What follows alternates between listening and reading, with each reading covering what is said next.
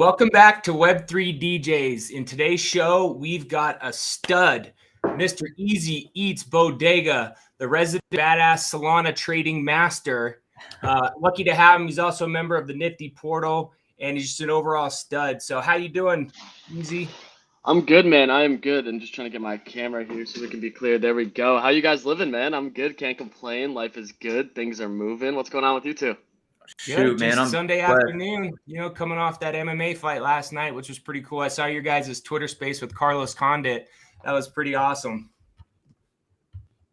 Dude, it was unreal. Like, just being able to just kind of chop it up and ask him some questions, like ask him who the hardest punch he's taken is and stuff. It was pretty sweet, like just a surreal experience. So, really happy to kind of be able to have that opportunity. Yeah, do you know who he said hardest punch was?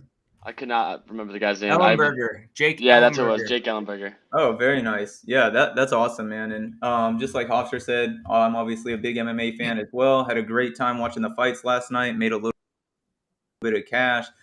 Is this something that you guys are getting repeatedly, this MMA show? Hopefully. I mean, I think there's going to be more opportunities for it. I'm sure Pio will end up hosting some of it because he carried that conversation. Like, absolutely. So, no more power to him. Dude, loved it. He did a great job. I had no problem kind of just sitting in the back seat, listening, enjoying, and kind of just throwing in some questions here and there.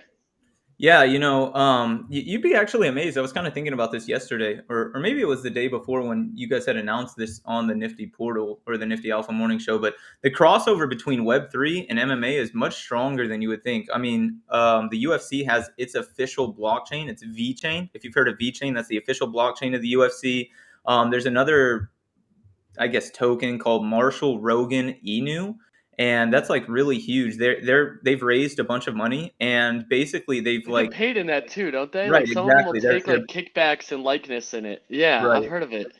And so what I was kind of thinking is like, MMA fighters fit really well with a lot of the like degens in the Web3 space, because I think there's no secret that there's a large pay discrepancy in MMA versus other sports. That's always at the forefront of these conversations. And so in lieu of that, MMA fighters are grinding to find incremental income, right? Other ways to make cash. And Web3 is like a perfect opportunity for them to do so. For sure. It's pretty crazy too. And like you got to think like the crypto.com sponsorships for them have been around forever. Like the CRO token was big back in when it first launched with them. And dude, there's just a ton of fans too. Like I feel like everyone I talk to in Web3 loves UFC. So it's like this overlap's wild. I'm for it though. I've been a huge UFC fan for years now. So it's a ton of fun. Hey, well, speaking of tokens, you are like the Solana man, dude. I've watched you over the last year. And I remember when you first started talking about Solana, everyone made fun of you, dude. And they were just like, yeah, whatever. And you just stuck with it and started crushing. And now everybody's following you. Yeah, I tried to give them the secret sauce a year ago. Tried to let them know, like, hey, it's better to be early than kind of play catch up. It is kind of funny, though, because right now we're seeing this, like, Sol's trailing ETH right now with, like, the ENS stuff. Like, .Sols popped off last night. 4 digits are going for, like, $500. We've seen a few of the 3 digits and 2 digits. A 2-digit sold for 22 grand last night on a .Sol. Yeah, so like we're tailing the ENS hype. And I actually put out a tweet. I was like, I'm a little bit more worried about this because last time this happened on ETH, the market died shortly after and did like free mints for a little bit when the first ENS bull run happened. So we're seeing this .Sol kick right now, and I'm a little worried, but it's all right at the moment, So we'll see where it goes. I do have a couple like 4 digits, and I think I still own easy.sol, which has like a 200 Sol offer on it. So there's a few of those that like I just got early in just because I wanted them. But now that this is like this kind of value add for it, I'm a little worried because this does not seem sustainable. But we'll see what happens. It's the other thing too, Hofstra, is it's hilarious because I got so much FUD from like specifically Nick. Dude, lit me up constantly. You still get shit. Still, but whatever. I'm still making money over here. I don't mind it at this point. And it's hilarious to see the YouTube so Solana focused now. So it's like I'm off that, launched my own channel with them, like it's on Umbrella, and now they're all Solana videos. So I'm like, oh great, perfect timing, Hey, so what is the deal? Are you like I know you've kind of branched off, you have your own YouTube, but I see Bodega Buddies. And Bodega Buddies is that your project that you're going to be launching with Nifty Portal? Yeah, so that's the Solana project for the portal. So this will be the Solana vertical. They hired me full-time as a partner for the Nifty, building out the Solana vertical. And so, yeah, we're launching Bodega Buddies under the Nifty umbrella. It's going to be, I think, an 8888 collection of 11 different dog breeds. The goal is to have like crazy variants on these, so like no two really look alike. But we got a whole bunch of stuff going on behind the scenes for like some storylines between like ETH versus Sol, and it's a little bit of alpha. We started teasing some of the fact that there's going to be that ETH PFP down the line, hopefully in like the next 45, 60 days here. And the hope is for this to launch in the next like 25 to 30 days. Do you have dogs yourself? Yeah, so my PFP is actually my dog. So Oh, like that's the easy awesome. picture, and like that GIF is the dog like looking at. That's actually my dog. I have a little Yorkie, 11-pound demon. So he's got floppy ears because we never like taped him up when my mom got him for me. And yeah, that's my dude. He's 3. He's awesome. He's a devil. But I love the guy. Hey, so the one thing I never really understood is like, how do you find all the alpha? Like, I'm like, are you trading 24/7? Because Solana moves twice as fast as ETH. And I don't know if there's as much resources. I mean, there's probably more now, but you seem to always have like a tip or be on something. Like I remember you talking about Utes like 3 weeks before Utes even dropped. So like, how are you getting this?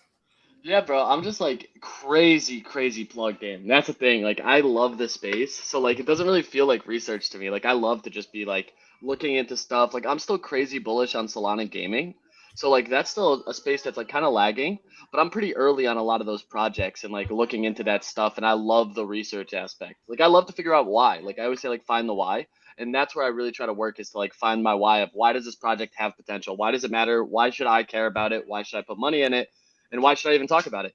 You know, so like if I can answer those questions and if I can answer them early, then I feel way better about the project. Which like Utes was a no-brainer for me, being like Frank's project and D Gods and already seeing some ETH overlap. So what is your process though? Like if you're talking about researching, do you have a set way that you go about each thing that you've developed? And if so, what does that look like?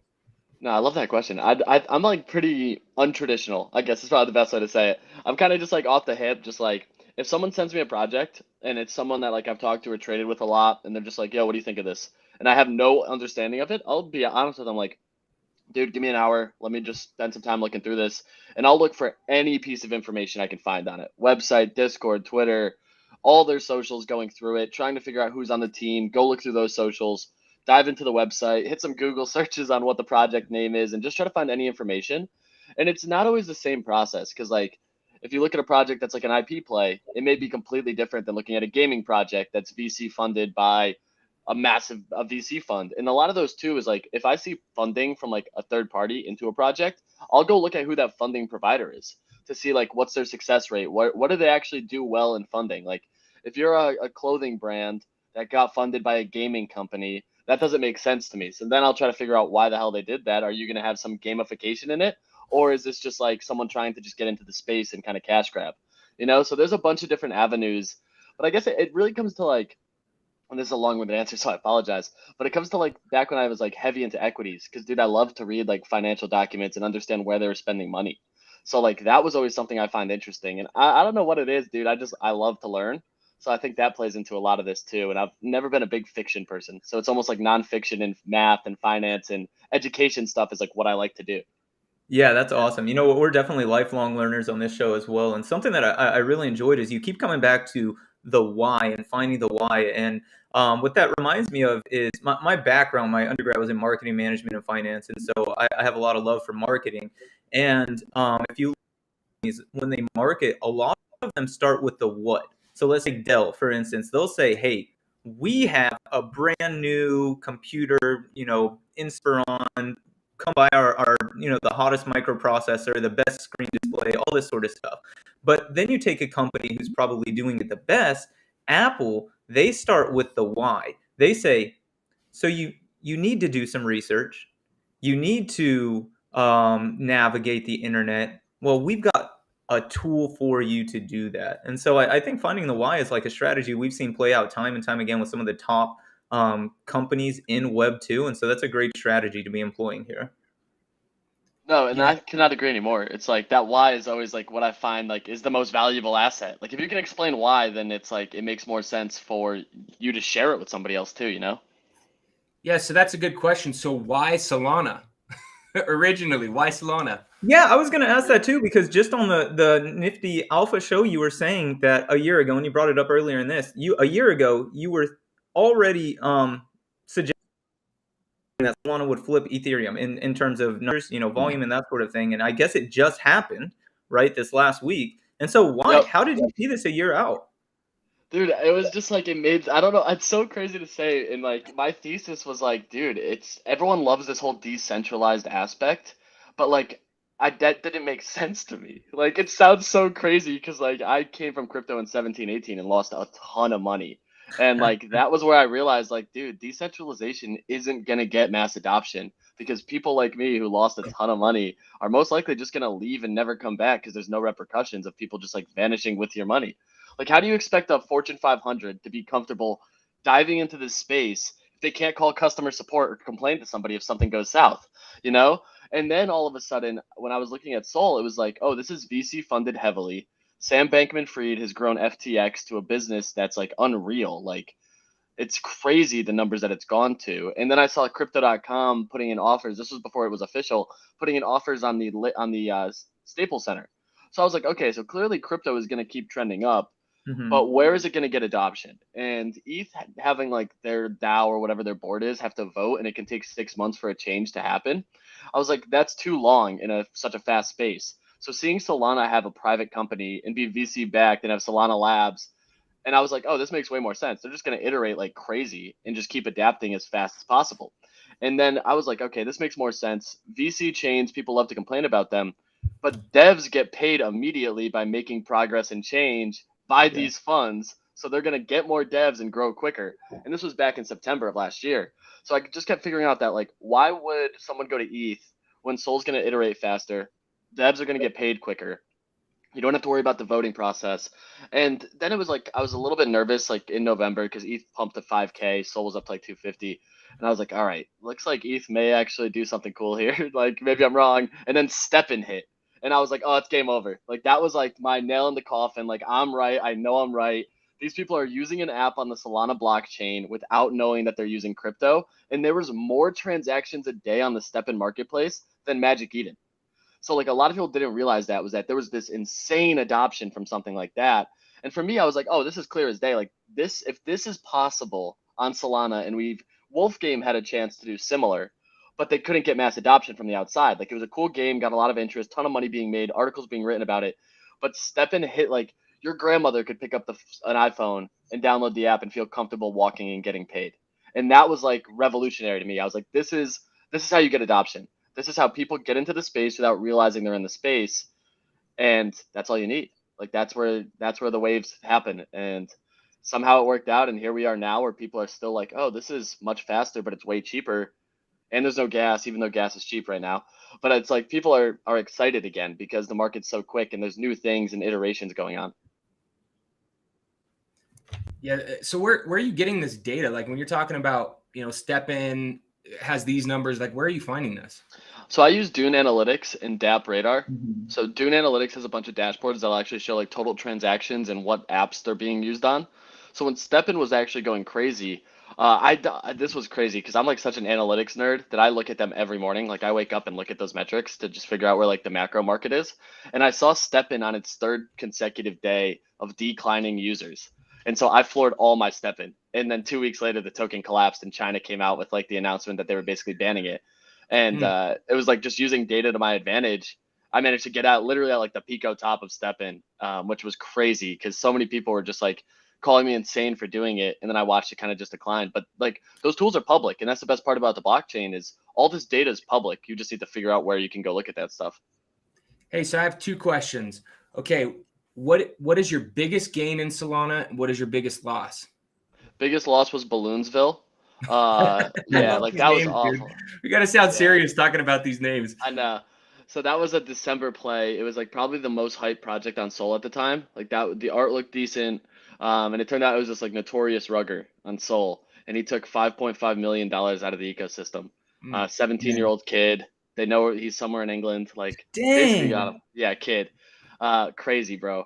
And I lost like 22 grand on that because I sold the Pico bottom, and then Magic Eden derugged it. and so they ended up pumping after. So it was just like a series of unfortunate events. Double kicking the balls. Literally, bro, like drop kicked and then punched in the face on the ground. Like, great, thanks, awesome. Right before that though, I hit Boryoku Dragons, which was like 40, 50K gain. Step in was another 5-figure gain. So like my wins have definitely outweighed, which helps me be able to take these losses and kind of keep pushing. But yeah, that was like within 60 days, I probably had my biggest win and my biggest loss. So Dang, in you a gotta given get props. month, like what sort of cash are you spending, or like crypto or liquidity are you putting in on a given month? Is it 10,000, 20,000? Like what are you playing with? It's tough. Yeah, I mean, right now it's probably closer to like 20, 30 probably, just because like I keep compounding gains, and I normally do shave some off the top each week as like a paycheck, basically, is how I try to like think about it. Like I'll have a set goal that I'll move and then like withdraw it so that I can actually recognize gains, pay my accountant down the line, pay my taxes, like all the stuff that I just need to make sure I actually take care of like sooner than later so I don't get burned come end of the year. But excuse me, August was the most profitable month I had, which was crazy. Because there was a project that 9x9x9 dropped. The ETH guy, OpenDAO, he dropped a project called ABC that was 0% royalties, and it went from 1.23 up to 70 SOL. And I went in and out of it, but at peak I sold 17 of them at like 40, 45. Wow. So that was a great month. Yeah, that's crazy. You know, this last month, and you're talking about this last August was your most literally profitable. like 40 days ago. I think it's still that project's still on the number one traded list. volume right now. Yeah, crazy. Yeah, Can I share my screen? I just want to pull this up. you have to press the share screen button. Yeah, right here, this abracadabra. Yep. Yeah, ABC, abracadabra. Yeah, that's the one. So its floor price is 69 SOL, 63 SOL. 64. Yeah. Wow. So I gotta ask you, Easy. You know, obviously you're known as the soul guy. I'm actually really interested to find out that your last month was your most profitable month in the space, especially because you know traditionally I'm still stuck on ETH, if you will, and so you can imagine what my last month was like. Not like I took a huge loss or anything like that, but it was just very slow moving. What are these differences? Like, why exactly are people so drawn to Solana versus Ethereum? And why is this flip happening kind of now? Is it just that the classic FOMO is driving the space? Is it the affordable entry point? Like, what are these differences? I love the question because really I think it's like a combination of like that. I think people saw with youths, they had this like massive viral sensation of social media. And dude, the NFT space, it's got to be, it's much more psychological than it is financial. You know what I Right. mean? Like when you see all your friends on Twitter getting something cool and like excited for them, you're like, dude, I need it. I need it. I don't know what I need, but I need that. And that's what Right. youths did. Like finally it got something that everybody on both blockchains was like, oh shit, I need to get into this. Like, dude, Allen Iverson was getting approved. It was crazy. I saw that. So like when that was happening, everyone was like, oh my God, what is going on right now? Like, I guess I'm just gonna apply.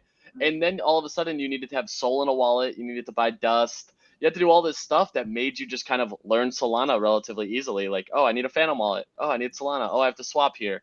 Oh, Utes hasn't dropped yet. Maybe I just see what it's like to buy something, you know? So it just caused this like wave to just get a bunch of net new users in. And then I think a lot of people realize like, oh, there's no way I don't have to speed up my transaction. I just get to kind of press the button, and if it hits, it hits. If it doesn't, I press the next button, you know? Right. So Right. that was like it's just different. And I think people then realize like, oh, this makes a lot of sense. Like the fee is less than a penny to do any transaction, and it's almost instant. And yeah, people FUD it like the network went down, but we haven't had any network issues in almost 6 months. So that's clearly changing, especially with this ramp in new users.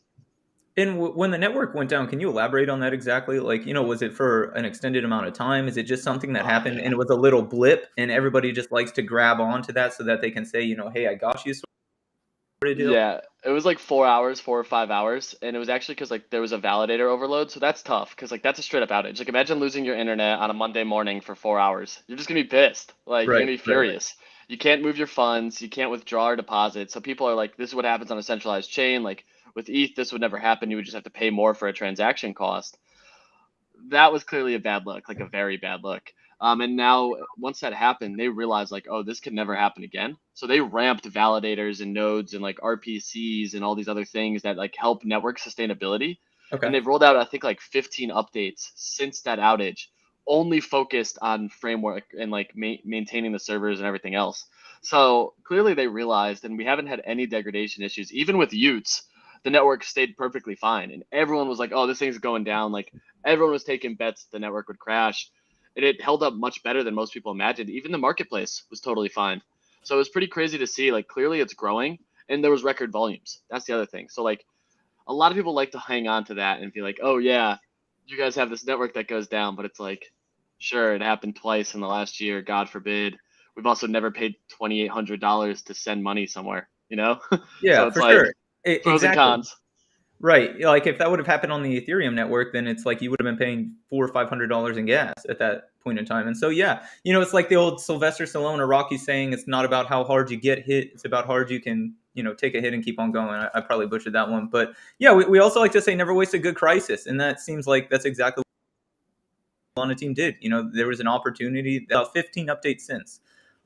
So help me kind of put this in layman's terms. I've been messing with this thought a little bit in my head, and I personally can't come up with a good analogy, if you will. So I might be putting you on the spot a little bit, but they say Bitcoin is like gold standard for crypto, right? I'm sure you've heard that. So like, what would be the ETH and Solana equivalent? Like, where would they fall if Bitcoin's gold? And maybe do you even agree with that, right? If I think Bitcoin's gold, Bitcoin is gold. I okay. think Bitcoin is gold. I think that's probably the easiest way because think about it. Like, other than a store of value with Bitcoin, like, you're not putting that in a hot wallet and walking around trying to pay with it? The Hmm. way that I look at Solana is like a lot of people call it like banking the unbanked because like there's apps and mobile apps that you can actually pay with Sol from a cell phone, Android or iPhone.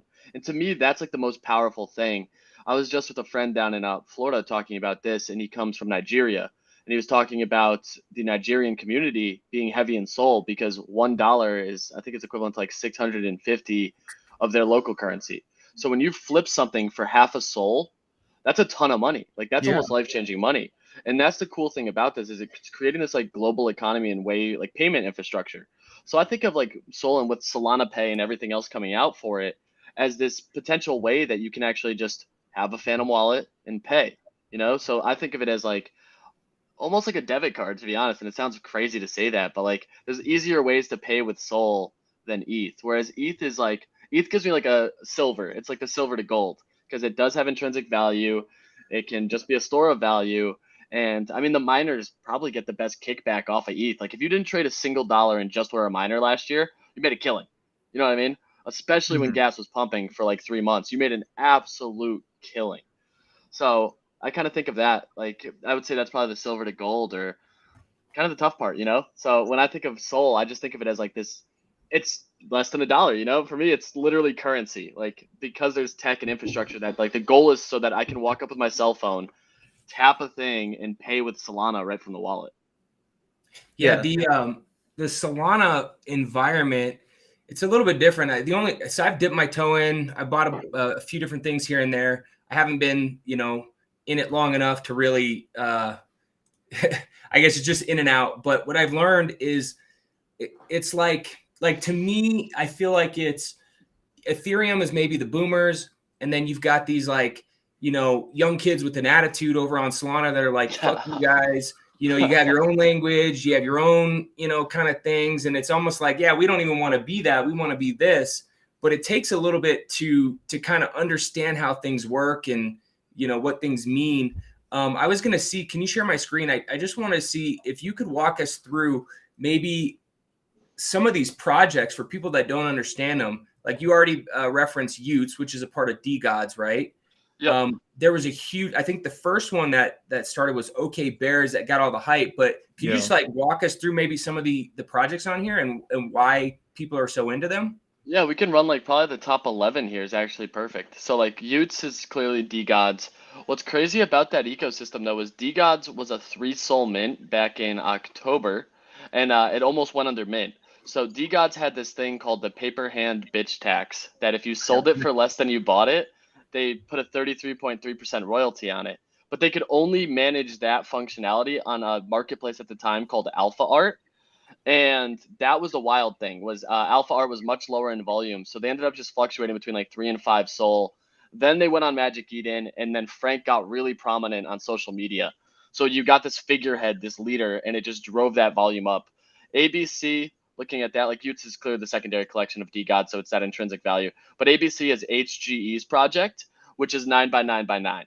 So he's got the ETH carryover. That project has 0% royalties, so people just love to trade the ever-living hell out of it. They're working on a pseudo swap competitor. So if you're familiar with that on the ETH side, like an immediate market maker, they're doing the same thing for Solana. So that's what's driving a lot of the value. They teased a kickback for ABC holders. OK Bears, that was one that was like this true brand IP play. I actually just bought back into this myself. They're doing a basketball tournament. Yeah, Wagbo over here. They're doing a basketball tournament in Atlanta that, like, when I saw that, I was like, oh, this is pretty damn cool. 2 million Solana volume, which is crazy numbers. Like, that was the first massive wave. They ran up to 20K at peak. So, like, they did it in just crazy numbers. Vandals actually got a little bit of drama around it right now. They're doing an art revamp, but they're heavily plugged into the DGODs ecosystem. So this one is, and I hate how they look right now. So they're redoing all these. They look crazy. And people are really bullish on these because, like, they're very closely tied to DGODs. So people, it's just like right now there's all this DGOD FOMO. Shrimpen is like one of my favorite ones. It's like this meme project. But DFarmer, the ETH name, is very much so pushing these. So, like, it's great to see because, like, you just have this kind of tail of value on it, which is hilarious. And it's just kind of a meme project. Primates, Acid Monkeys, Kets are all just kind of bigger community-based plays right now that they haven't done too much. They're more like brand plays, I would say. Kets on Crack is the one that I see a bunch of ETH people getting into right now, too. So I'm really enjoying this one. Their community is awesome. It's a little bit like counterculture. They give me like gutter cat vibes. It's like very much so like the kind of ecosystem. But this one is like one of the most active ones on social media. So I do hold one of these. I hold an OK Bear. Those are both tucked up in a vault at the moment that, like, I'm trying not to look at. Galactic Geckos is one, though, I do want to call out. This project rugged, like hard rugged back in like November, December, got derugged, and now their project is a venture capitalist firm called like Green Labs or something. They even got CoinGecko, their like common token marketplace, to change their PFP to an honorary gecko. Oh, nice. So, like, yeah, just kind of crazy, man. It's a ton of fun. Blocksmith, another one that's like an actual utility project. When ETH people come over, this is the one I always recommend. I don't hold any, but it's like this one is like when people think like, what is utility? They have a launch pad. They do a bunch of custom code. They're very like white glove support for how they launch other projects. They're basically the pre-mint of Solana, so everyone uses their whitelist tool. Just a really cool tech stack. And then once you get past like Blocksmith, this is where it just kind of fluctuates based on the hour of what projects get in here. So yeah, oh, sorry. I was just going to ask, what is the biggest value? If you're someone new coming in, where are you putting your money for trying to get the biggest gain? Yeah, so right now, I mean, obviously NFA. I've been kind of like shilling Kets just because like they have some cool stuff coming up. They just launched what's called 313 Labs, which is supposed to be like a LinkedIn for Web3. And they're trying to just build out like a software as a service company. They're doing another collection or an additional thing where you can like change and mutate your Ket into some enlightened one. They got Pablo Roche somehow plugged in, and if you're not familiar with him, he's involved with Rick and Morty. So there's some rumors that Kets will be in Rick and Morty somehow. There's a ton of like theory talk. He's shot it down, but he still plays into like tweeting at Kets, which is hilarious. So just a lot of cool stuff from that one, and they've held really well. They got as low as 20. There was some FUD about the project founder being from India, and people got upset about that. And then it was crazy to see their community say, like, the guy's name is Peblo. It was crazy to see the community all really come together and be like, we are Peblo over and over, and like put their flag of where they were from. And it built this like crazy community bounce back, and now they're all the way back up to 60. Yeah, so I got to ask you, you kind of reference this, and I see it as well, that the Kets on Crack is kind of like they give you the gutter cat vibe and that sort of thing. So they are on a totally different blockchain. Is there a place, and what do you think it would take Cats on Crack and Cat Gang to collab and do something together? Like, is there a place for that? What would that look like, and what would it take? That's a good question. It's tough to say because I think a lot of these Solana projects are trying to get more ETH exposure. And I think it's just a matter of time till we get something that does happen like that. Like, I think Kets and Gutter Cats would just be an awesome collaboration because they're both this kind of like rough on the edges type of project. So yeah, I don't know what it would take, to be honest, like not having a project or anything. I don't really know what those conversations would look like. I'm excited to launch, and just kind of try to see where that goes because a lot of Soul projects partner with each other, which is really cool. But I don't know how it might look partnering with an ETH project. And I mean, we're going to definitely have overlap. So I'm excited for that. But yeah, man, you got me curious. I'm not sure what that might look like. Yeah, and then Hofstra, can you pull up that list again? So another question that I have is like in Ethereum, we've kind of defined these key OGs, if you will. You know, the Cryptopunks, Bored Ape Yacht Club, and then I guess maybe depending on you know your role, you might even say the Crypto Kitties, as like the OGs of NFTs and that sort of thing. Does Solana have anything that's kind of risen to the top, or is it just like right now in the moment these projects are hot and these projects aren't? Yeah, so Solana Monkey Business is like the Cryptopunks of Sol. Degen Ape Academy is also up there, a project from last July, so over a year in the making. So it's those two I would say are like some of the OGs. DeGods are clearly like the Yuga of Solana now, but the Cryptopunks would be Solana Monkey Business. There it Yeah, is. so those, yep, right there. So they've held 200 souls for like all time. Like same idea, 5K supply, pixel style art. But yeah, this one is really like the CryptoPunk, and for sure, still much cheaper than some of these other assets on ETH. But I think if you have conviction in Sol, this is like a great option to kind of tuck away. Node from the Nifty has one of these. He bought it in January because he had the same thesis, like all value ends up accruing to the top, and that's one that I'm a big fan of. So that Degen Apes is the other one. Yeah, Degenerate Ape Academy, another one holding 94 Sol. So these are just some of the OG projects that have been around and continue to iterate and done a really good job holding floor value. That's really good. I mean, that's some great alpha for people that are trying to get into Solana.